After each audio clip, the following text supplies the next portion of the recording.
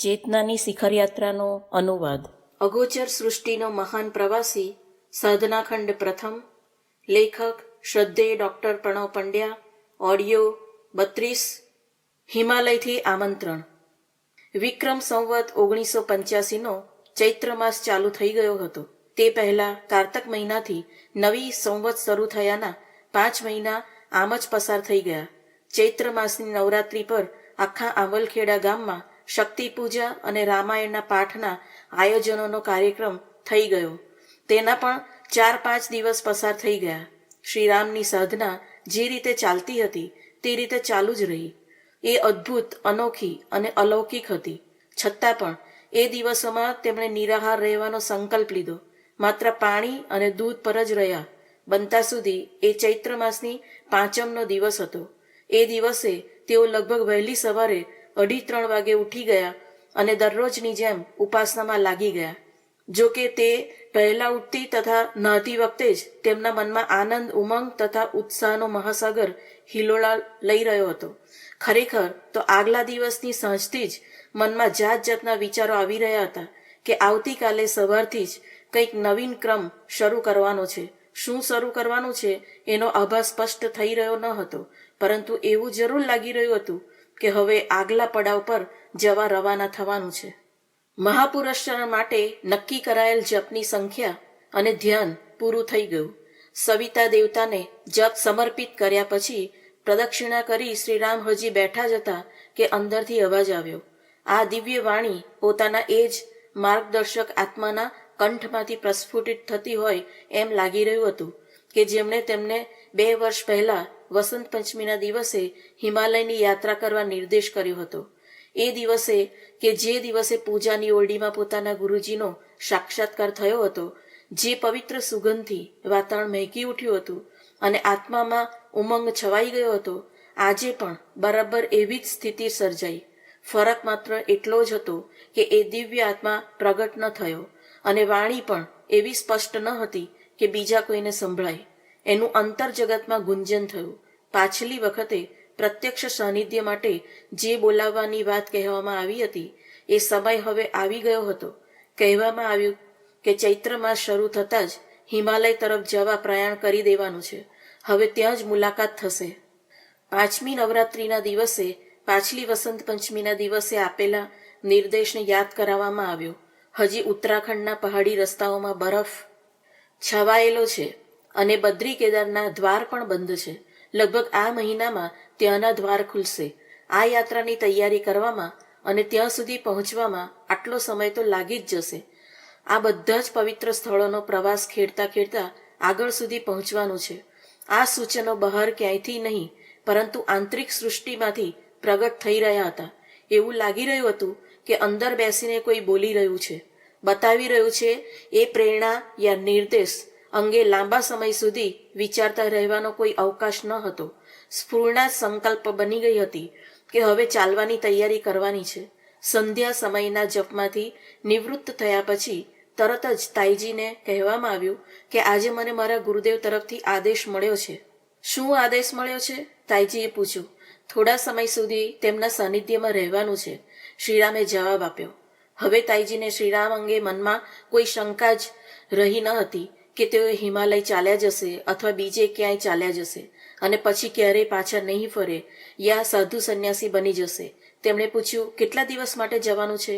શ્રીરામે જવાબ આપ્યો, એ તો મને ખબર નથી, પરંતુ મને લાગે છે કે તેઓ મને 4-5 દિવસ પોતાની પાસે રાખશે. આવવા જવા માટે બીજા 10-12 દિવસ થશે. આ જવાબ સાંભળી તાઈજીના ચહેરા પર રજા આપવાનો ભાવ પ્રગટ થયો. પછી તેઓ બોલ્યા, ઠીક છે, જો 2 અઠવાડિયાનો સમય લાગતો હોય તો એટલા દિવસ માટે સંપૂર્ણ વ્યવસ્થા કરીને જ જા. પછી થોડું અટકીને બોલ્યા, આ બાજુ તો ઋતુ બદલાઈ ગઈ છે. ગરમીના દિવસો શરૂ થઈ ગયા છે, પરંતુ તું જે દિશામાં જઈ રહ્યો છે ત્યાં હંમેશા ઠંડી રહે છે. ઓઢવા, પહેરવા તથા પાથરવાની ચીજ વસ્તુ લઈ જવામાં બેદરકારી ન દાખવતો. ઠંડી માટે પહેરવાના કપડાં પોતાની સાથે જ રાખજે. તેઓ તો અટક્યા વગર એક જ શ્વાસે બોલી રહ્યા હતા, તું શું લઈ જવાનો હતો? હું બધો સામાન મારી જાતે ભરી દઈશ. અને સાંભળ, પેલા પંડિતજી પાસે જઈને પૂછી લે. તેઓ અવારનવાર હરિદ્વાર, ઋષિકેશ જતા આવતા રહે છે. અને ઉપર છે ગંગોત્રી સુધી પણ જઈ આવ્યા છે. ત્યાંના રસ્તાઓ અંગે પણ તેમને પૂરતી જાણકારી છે. સાચી સલાહ તને ત્યાંથી જ મળશે. શ્રીરામે તાઈજી સાથે હિમાલયવાસી ગુરુદેવ તેમના દર્શન અને ભાવિ નિર્દેશો અંગે વધુ કોઈ ચર્ચા કરી ન હતી. 2-4 વાર તૂટક થયેલ વાતચીત દરમિયાન તેમણે માત્ર આટલું જ જણાવ્યું હતું કે તેમના ગુરુદેવ હિમાલયમાં ક્યાંક રહે છે. તેઓ ગમે ત્યાં આવી જઈ શકે છે, પોતાને અંતર્ધ્યાન કરી શકે છે, પ્રગટ પણ થઈ શકે છે, વગેરે વગેરે. જ્યારે તેમણે કહ્યું કે મારા ગુરુદેવનો સંદેશો આવ્યો છે, ત્યારે તાઈજીને સમજતા વાર ન થઈ કે શ્રીરામ પોતાના પેલા સિદ્ધ ગુરુ અંગે બતાવી રહ્યા છે. હવે એમનો વિશ્વાસ દ્રઢ બની ગયો હતો કે શ્રીરામ તેમને ક્યારેય પણ દૂર નહીં કરે અને ન તો બાવો કે જોગી બની જાય. તેમણે તો પોતાના ચિરંજીવને હિમાલય તરફ પ્રસ્થાન કરવા મંજૂરી આપી દીધી. શ્રીરામના સંબંધમાં દૂરના કાકા લાગતા પંડિત ધર્મદીને તેમને કહ્યું, ભાભી, આપ તેને એકલા ક્યાં જવા દો છો? ક્યાંક તેને કોઈ સાધુ સંન્યાસી વૈરાગની પડીકી ન પીવડાવી દે. તાઈજી આ રમૂજભરી સલાહ પર હસી હસીને બેવડ વળી ગયા. પછી તેમણે એટલું જ કહ્યું કે તેનો રસ્તો ખૂબ જ સુગમતાથી કપાઈ જાય, તેને કોઈ વધારે મુશ્કેલી ન પડે એવી કોઈ શિખામણ આપી શકો તેમ હો તો આપો. શ્રીરામ જેવી રીતે જઈ રહ્યો છે એ જ રીતે તે પાછો ફરશે એવો મને પાક્કો વિશ્વાસ છે. તાઈજીને બીજા અનેક લોકોએ પણ શ્રીરામને એકલા ન જવા દેવા યા હિમાલયથી બચવા રહેવાની સલાહ આપી દીધી. પરંતુ તાઈજીએ આ બધી વાતો સામે આંખ આડા કાન કરી દીધા અને જાણે તે ન સાંભળી હોય તેમ કરી દીધું. તેમને લાગી રહ્યું હતું કે ચૈત્ર વૈશાખ મહિનામાં પણ બદ્રી કેદારની આસપાસ હાડને ગાળી દેનારી, ગાત્રોને થીજવી દેનારી ઠંડી પડતી હોય છે. આ બાજુ પોષ મહા મહિનામાં જેવી ઠંડી હોય છે એના કરતાં અનેક ગણી ઠંડી એ બાજુ વૈશાખ જેઠ મહિનામાં રહેતી હોય છે. તાઈજી ક્યારેય પણ એ વિસ્તારમાં ગયા ન હતા, પરંતુ બદ્રી કેદારની યાત્રા કરી પાછા ફરેલા સાધુ સંતો તથા બીજા લોકો પાસેથી આ બધી વાતો સાંભળી હતી. એટલા માટે તેમણે શ્રીરામને ઠંડીના સમયે જે ગરમ ચીજ વસ્તુઓ ખવડાવતા હતા તે આપવાની ચાલુ રાખી. આ આહાર તેઓ ચૈત્ર માસની નવરાત્રી પછી બંધ કરી દેતા. આ ચીજ વસ્તુમાં ખાસ કંઈ ન હતું. તાઈજીએ તેમને મધ, આદુ, ગોળ, મગફળી, તલ વગેરે ચીજો ખવડાવવાની ચાલુ રાખી. તેમને માટે હિમાલયની યાત્રાનો અર્થ બદ્રીનાથ તથા કેદારનાથ સુધી મર્યાદિત હતો. બહુ તો ગંગોત્રી અને યમનોત્રી સુધી પણ જઈ શકે, પરંતુ એ ખૂબ આગળની વાત હતી. શ્રીરામે જ્યારે તેમને કહ્યું કે હિમાલય જવાનું છે ત્યારે તેઓ માત્ર કેદારનાથ સુધી જ સમજ્યા હતા. ન તો તેમણે શ્રીરામને કંઈ વધુ પૂછપરછ કરી કે ન તો શ્રીરામે તેમને કંઈ બતાવ્યું. તેમણે સ્વયંને પણ ખબર ન હતી કે હિમાલયની યાત્રાનું આમંત્રણ કયા વિસ્તાર સુધી પહોંચવા માટે છે. તાઈજીએ લોકોને પૂછીને મોટા 2 થેલામાં સુતરાઉ અને ઊનના ગરમ કપડાં ઉપરાંત મોજા, કપડાના બૂટ, કામળો, લાકડી, મીણબત્તી, ટોર્ચ વગેરે સામાન બાંધી દીધો.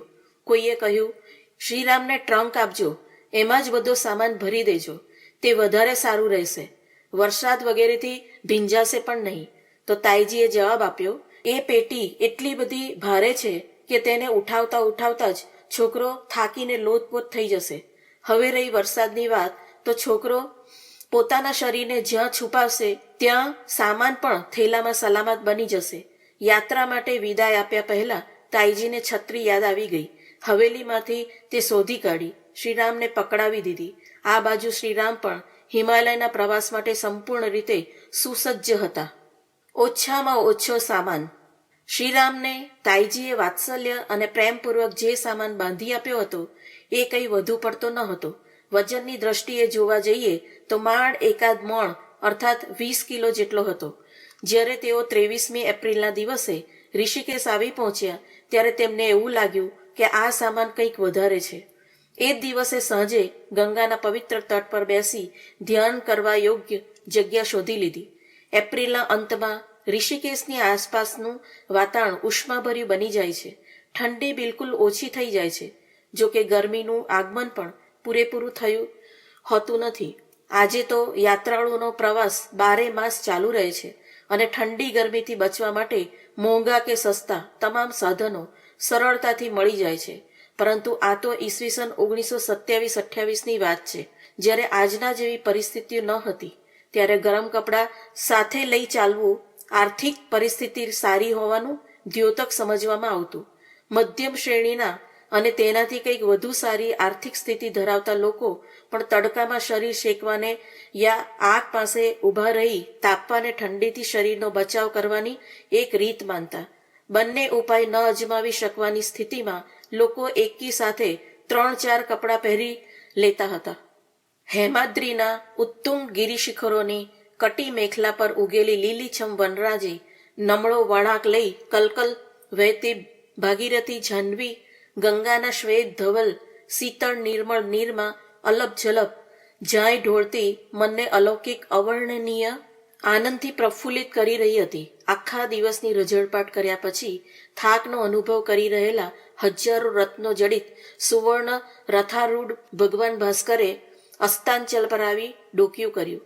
તેની સાથે જ સલુણી સંધ્યાના રંગો ખીલી ઉઠ્યા. પળ બે પળ વીતી ન વીતી ત્યાં નિશાને નીલાંબરની આંખમાં શ્યામલ કાજળ આજવાનો આરંભ કરી દીધો. એ દરમિયાન શ્રીરામે ગંગાના પતિત પાવન નીરમાં હાથ પગ તથા મોં ધોઈ આસન લગાવી નિત્યનો સંધ્યા પૂજનનો ક્રમ પતાવી દીધો. ત્યારબાદ ધ્યાન લગાવવા પ્રયત્ન કરી રહ્યા હતા. ત્યાં તેમની નજર ગંગાના તટ પર બેઠેલા સંન્યાસીઓના ટોળા પર પડી. તેઓ સ્નાન કરી અંગ લૂછી નાખ્યા પછી પોતાના થેલામાંથી ભભૂતિ બહાર કાઢી ને પોતાના શરીર પર ચોડવા લાગ્યા. ભભૂતિ લગાવેલ સંન્યાસીઓ તો શ્રીરામ આ પહેલા અનેકવાર જોઈ ચૂક્યા હતા, ત્યારે તેમનું ધ્યાન એ તરફ ગયું ન હતું. પરંતુ આજે તેમને સમજાયું કે શરીરને ઠંડીથી બચાવવા આ એક સારી રીત છે. સંન્યાસીઓના એ ટોળાએ સંધ્યા પૂજનનું નિત્યક્રમ પતાવી પોતાના મુકામ તરફ જવા પગ ઉપાડ્યા તો શ્રીરામ તરત પોતાના આસન પરથી ઉઠી ગયા અને એ ટોળામાં જે સૌથી વૃદ્ધ સંન્યાસી હતા તેમની પાસે પહોંચી ગયા. તેમણે પ્રણામ કર્યા. સંન્યાસીએ આશીર્વાદ આપતા હોય એ મુદ્રામાં પોતાનો હાથ ઊંચો ઉઠાવ્યો. શ્રીરામે તેમને પૂછ્યું, મહારાજ, આપ કઈ દિશામાં જઈ રહ્યા છો? સંન્યાસીએ બતાવ્યું કે તેઓ બધા બદ્રીનાથ તરફ જઈ રહ્યા છે. થોડીવાર થોભી તે સંન્યાસી ફરી બોલ્યો, તારે અમારી સાથે આવવું હોય તો ચાલ. એકલો હોય તેવું લાગી રહ્યું છે. સાથે સાથે ચાલવાથી વાટ સારી રીતે કપાઈ જશે. થોડીક ભજન, ભક્તિ, જ્ઞાન તથા ધ્યાનની વાતો પણ થતી રહેશે. શ્રીરામને લાગ્યું કે એ સાધુ કંઈક વધુ પડતો બોલકણો છે. શ્રીરામનો ઉદ્દેશ તો માત્ર આગળની યાત્રા શરૂ કરવા માટે કયા કયા પ્રકારની તૈયારી હોવી જોઈએ એ અંગે થોડી જાણકારી મેળવવાનો હતો. તેમણે કહ્યું કે ના, મારે બદ્રીનાથ જવું નથી. તો ક્યાં જવું છે? સંન્યાસીઓ ચાલતા ચાલતા થંભી ગયા અને એક સંન્યાસી પૂછપરછ કરવા લાગ્યો, શું ઘરેથી ભાગીને તો આવ્યો નથી ને? વૈરાગ્ય લેવો છે? અહીં તું ક્યાં રહે છે? ક્યાંનો રહેવાસી છે? મંડલેશ્વર જેવા દેખાતા એ સાધુએ એકી સાથે ઢગલાબંધ પ્રશ્નોની ઝડી વરસાવી. શ્રીરામ એકી સાથે પૂછાયેલા આટલા બધા પ્રશ્નોના કારણે જવાબ આપતા જરા અચકાયા. તેમને એવું લાગ્યું કે મેં આને ખોટું પૂછ્યું. તેઓ બોલ્યા, ક્ષમા કરો મહારાજ, મારાથી ભૂલ થઈ ગઈ. મેં આપનો સમય વિના કારણે જ નષ્ટ કર્યો છે. બચ્ચા, વ્યર્થ ગ્લાનીનો અનુભવ ન કર. તું શું પૂછવા માંગે છે એ હું સારી રીતે જાણું છું. પેલા સંન્યાસીએ કહ્યું. શ્રીરામ કોઈ પણ પ્રકારનો જવાબ આપ્યા વગર એક જ ધ્યાનથી પેલા સાધુ તરફ નિહાળી રહ્યા. એ બોલ્યો, જેના આમંત્રણથી અહીં આવ્યો છે એની ઉપર વિશ્વાસ રાખ. એવો જ તને જ્યાં પણ લઈ જવાના હશે ત્યાં આવી લઈ જશે. કોઈનો સંગાથ શોધ્યા વગર એકલા જવું જ શ્રેયસ્કર છે.